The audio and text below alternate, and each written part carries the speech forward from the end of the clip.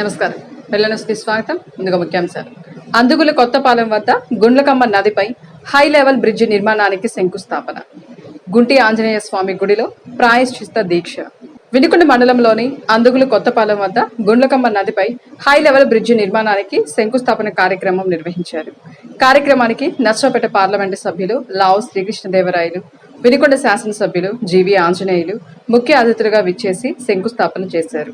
ఈ సందర్భంగా వారు మాట్లాడుతూ, పార్లమెంటు పరిధిలో ప్రధానమంత్రి గ్రామ సడక్ యోజన పథకం ద్వారా 700 కిలోమీటర్ల రోడ్లు వేసేందుకు ప్రణాళిక సిద్ధం చేయడం జరిగిందన్నారు. వినుకొండ నియోజకవర్గంలో 100 కిలోమీటర్ల పైగా రోడ్ల నిర్మాణానికి అంచనాలు వేయడం జరిగిందన్నారు. ఈ పథకం ద్వారా కేంద్రం 60%, రాష్ట్ర ప్రభుత్వం 40% నిధులతో పనులు చేయడం జరుగుతుందన్నారు.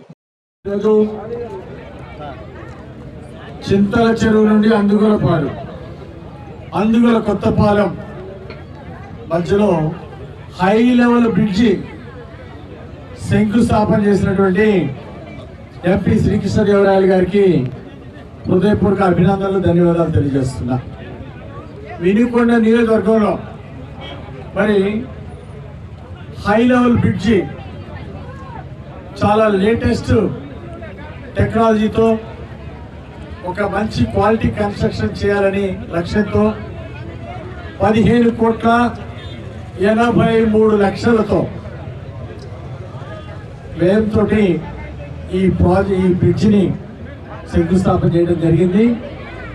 దీనికి 240 మీటర్లు లెంగ్త్తో చాలా పెద్ద bridge, high level bridge construction ఇక్కడ చేస్తున్నాం. దీనివల్ల చింతల చెరువు అలాగే చుట్టుపక్కల ఉన్నటువంటి గ్రామాలకి, ఇటు వినుకొండ మండలం అటు నూజెండ్ల మండలంలోని అనేక గ్రామాలకి సుమారు 20 కిలోమీటర్ల దూరం తగ్గుతూ ఉంది ఈ రహదారి వాడినందువల్ల.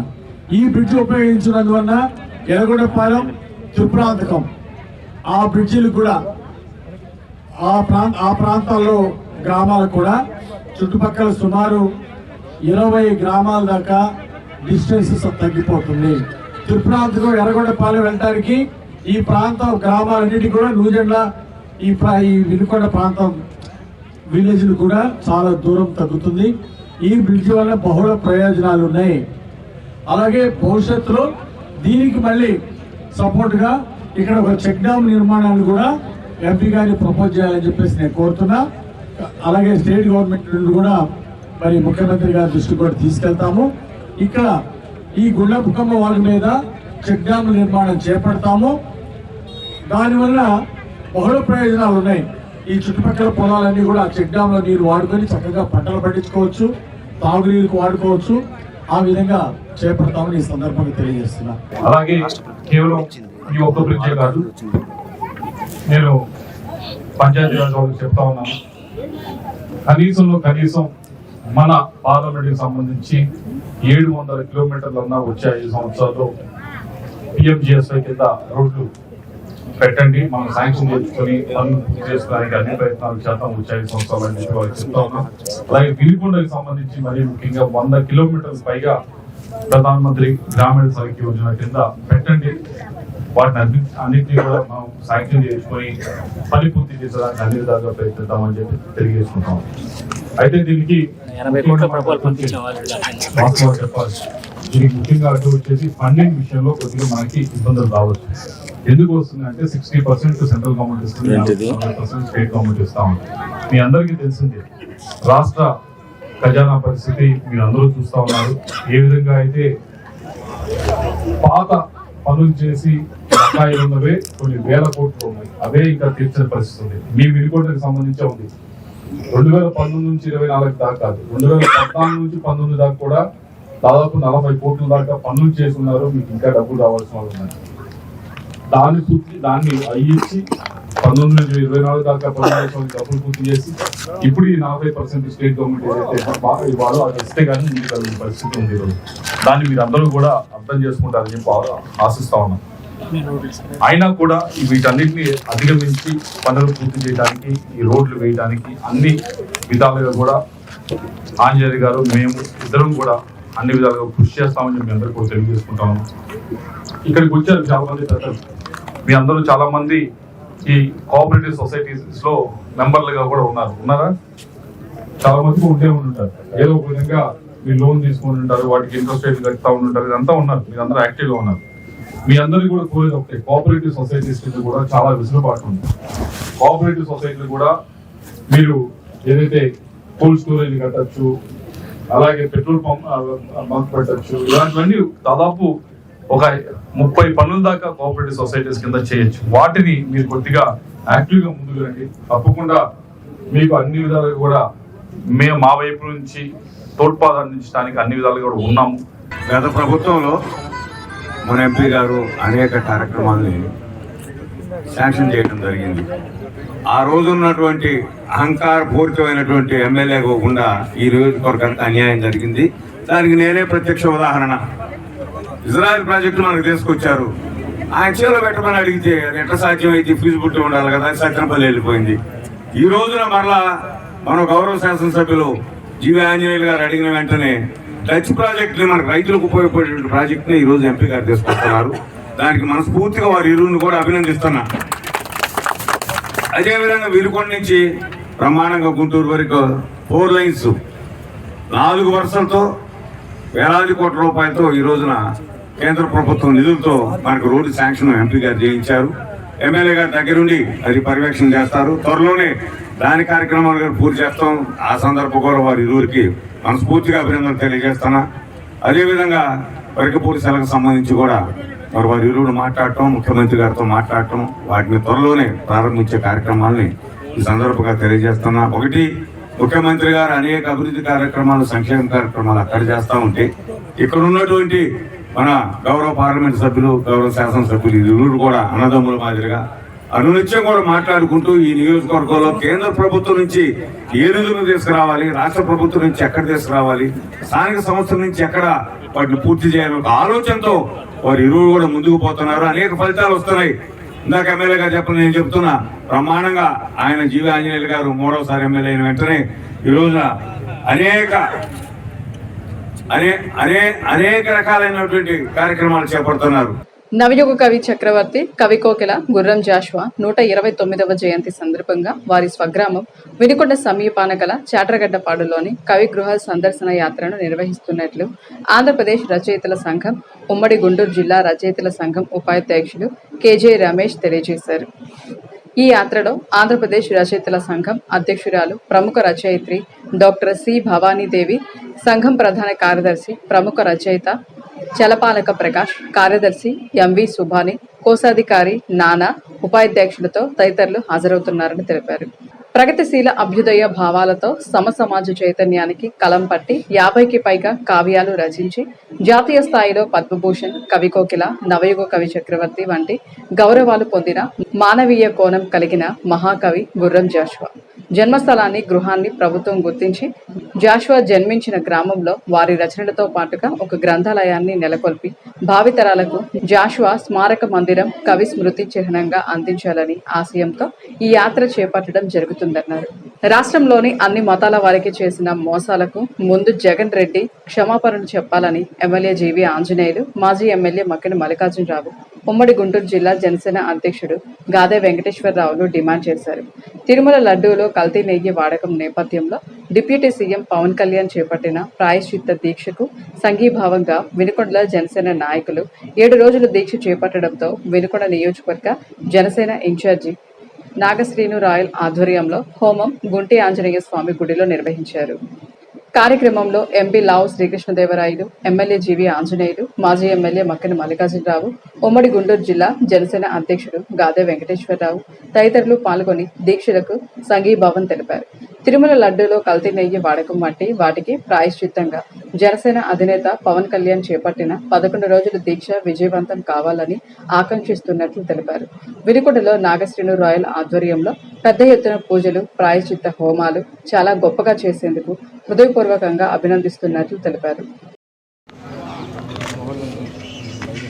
జగన్మోహన్ రెడ్డి గారి పాలనలో ఆ రోజు ఆయన ముఖ్యమంత్రిగా ఉన్నప్పుడు జరిగినటువంటి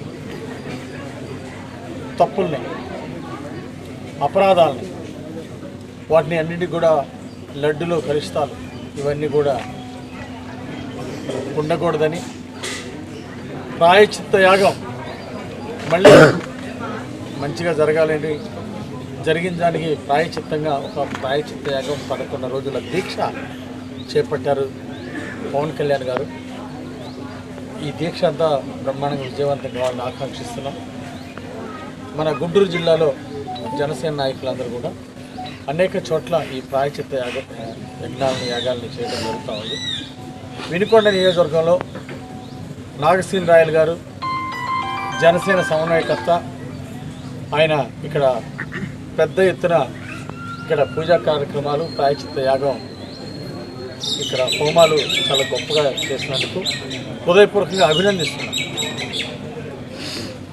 జిల్లా అధ్యక్షులు, జనసేన జిల్లా అధ్యక్షులు వెంకటేశ్వరరావు గారు ఈ కార్యక్రమానికి ముఖ్య అతిథిగా వచ్చినందుకు వారికి ప్రత్యేక అభినందనలు. కార్యక్రమంలో పాల్గొన్నటువంటి ఎంపీ శ్రీకృష్ణదేవరాయలు గారికి, మాజీ శాసనసభ్యులు మక్కన గారికి, ఈరోజు కార్యక్రమంలో పాల్గొన్నటువంటి ఎన్డీఏ నాయకులందరికీ కూడా హృదయపూర్వక అభినందనలు.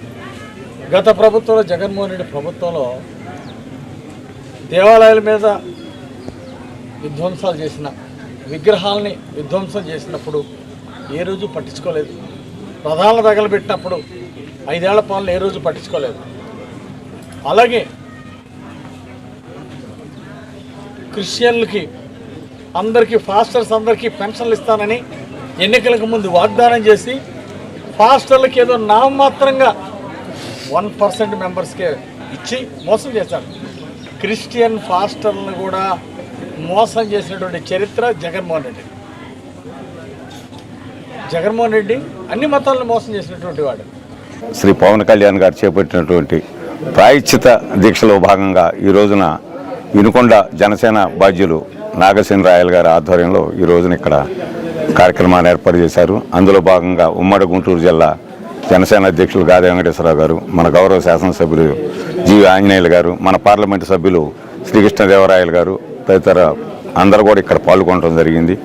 ఇందులో కుటుంబ సమేతంగా ఈ యాగంలో పాల్గొన్నటువంటి దంపతులందరూ కూడా ముందుగా ప్రత్యేకమైనటువంటి అభినందనలు తెలియజేస్తూ నేను ఒకటే మనవి చేస్తున్నా, ఒక్కసారి ఆలోచన చేయండి.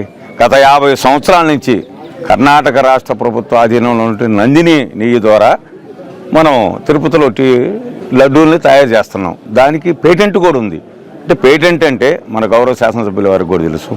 పేటెంట్ అంటే ఏ అవశేషాలు ఉండాలి, ఎంత పర్సెంటేజ్ ఒకటి ఉంటుంది.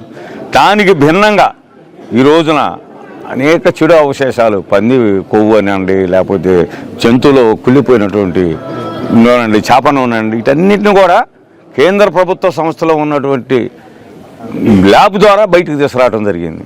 దానికి సంబంధించి దీన్ని జరిగినటువంటి పొరపాటుని దిద్దుకోవడం కాకుండా ఈ రోజున మరలా ఇతరుల మీద, ముఖ్యమంత్రి గారి మీద, ఉప ముఖ్యమంత్రి గారి మీద కూడా అవహేళనగా మాట్లాడుతున్నటువంటి వైసీపీ శ్రేణులకి బుద్ధి చెప్పాల్సిన బాధ్యత ప్రజల మీద, ముఖ్యంగా వెంకటేశ్వర స్వామి భక్తుల మీద ఉందని ఈ సందర్భంగా మనవి చేస్తున్నా. ఎక్కడో ఎంఐఎంలో ఉన్నటువంటి ఓవైసీ గారు, కమ్యూనిస్టు యోధుడైన నారాయణ గారు కూడా దీన్ని ఖండించారు. అంటే ఎక్కడైనా ఒక మతానికి సంబంధించో లేకపోతే హైందవ మతానికి సంబంధించినటువంటి మనోభావాలు దెబ్బతిన్నప్పుడు అందరూ కూడా ఐక్యంగా పోరాడి దాన్ని పూర్తి స్థాయిలో నిరోధించాలి. అప్పుడే మన వెంకటేశ్వరరావు గారు చెప్పినట్టు ఎక్కడ కూడా కులాల మధ్య కానీ మతాల మధ్య కానీ ఎక్కడ ఇది ఉండదు. మన గౌరవ శాసనసభ్యులు చెప్పినట్లు మరి గతంలో అనేక రకాల అవినీతి జరిగింది. ఎన్ని అవినీతులు జరిగినప్పటికీ మహాప్రసాదంగా లభించేటటువంటి చివరికి లడ్డూలో కూడా ఈ విధమైనటువంటి దోపిడీ జరిగిందంటే ఆ వెంకటేశ్వర స్వామితో పాటు ప్రజలు కూడా చేసినటువంటి వైసీపీ వారిని క్షమించరని ఈ సందర్భంగా మనవి చేస్తున్నాం. స్వచ్ఛతా హీ సేవ్ 2024లో భాగంగా వినుకొండ మండలంలోని అందుగులపాడు, శివాపురం, విటుమరాజుపల్లి, తిమ్మాయిపాలెం, నాగులవరం, పిట్టంమండ స్వచ్ఛ భారత్ మిషన్ మండల కోఆర్డినేటర్ ప్రభాకర్ రావు ఆధ్వర్యంలో నిర్వహించారు. ఈ సందర్భంగా పలు గ్రామాల పౌష్టిక ఫుడ్ ఫెస్టివల్స్ పరిశీలించడం జరిగింది. కార్యక్రమంలో అంగన్వాడీ కేంద్రాల్లో స్టాల్స్ ఏర్పాటు చేసి బాల సంజీవి, బాలామృతంతో పాటు పౌష్టికాహారం తీసుకోవడంతో గర్భిణీ స్త్రీలకు ప్రత్యేకంగా పిలిచి వారికి ఇవన్నీ పోషక పదార్థాలు ఇవ్వడం జరిగిందన్నారు. అనంతరం నిర్వహించిన ర్యాలీలో విద్యార్థుల తల్లిదండ్రులు, పంచాయతీ సెక్రటరీ, ఏఎన్ఎంలు పాల్గొన్నారు. పోషణ అభియాన్లో భాగస్వామ్యం అవుదాం, శక్తివంతమైన భావితరాలను నిర్మిద్దామంటూ నినాదాలు చేస్తూ ర్యాలీలో పాల్గొన్నారు.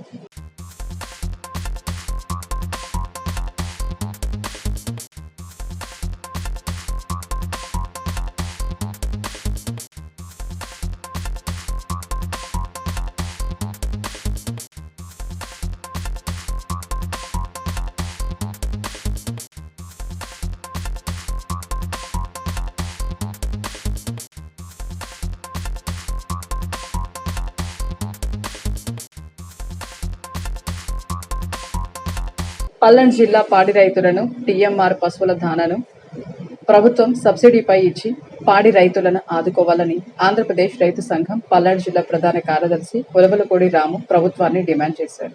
పట్నంలోని రైలుపేటలో లింగ శైలజ రామయ్య అధ్యక్షతన పాడి రైతుల సమావేశం ఏర్పాటు చేయడం జరిగింది. ఈ సమావేశంలో రైతు సంఘం పల్నాడు జిల్లా ప్రధాన కార్యదర్శి ఉలవలపూడి రాము మాట్లాడుతూ పాడి రైతులు అనేక ఇబ్బందులతో పాడి రైతులు పాడిని నిర్వహించడం జరుగుతుందని, ఒక్కొక్క గేదెను సుమారు 70,000 నుండి ₹1,00,000 పైన పెట్టి కొనుగోలు చేయడం జరుగుతుందని, ఏదైనా ప్రమాదం జబ్బులు వచ్చి గేదెలు చనిపోతే చాలా మందికి ఇన్సూరెన్స్ వర్తించడం లేదన్నారు.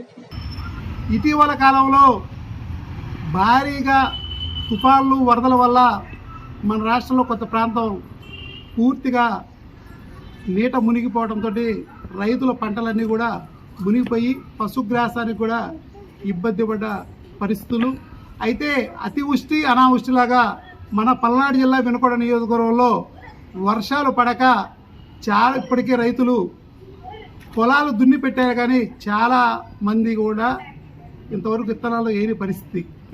అదేవిధంగా పశుగ్రాసానికి అనేక ఇబ్బందులు పడి గుడివాడ, పొన్నూరు అలాంటి ప్రాంతాల నుండి ఏదైతే డెల్టా ప్రాంతంలో ముందస్తుగా వరి ఉంటుందో, వరి పండుతుందో ఆ ప్రాంతాల నుంచి వరిగడ్డిని ఈ ప్రాంతం వాళ్ళందరికీ కొనుక్కునే పరిస్థితి. అయితే వరిగడ్డి కొనుక్కొని రైతులు పాడి రైతులు ముందుకు పోయే పరిస్థితి లేవు. సరే, వరిగడ్డి గతంలో ఎకరాల లెక్క 2 ఎకరాలు 10,000, 15,000 రూపాయలకి, 20,000 రూపాయలకే ఒక పెద్ద ట్రక్కు నిండా గడ్డి వచ్చేది. ఏడాది పాటు 2-3 గేదెలు ఉండేవాళ్ళకి వచ్చేది.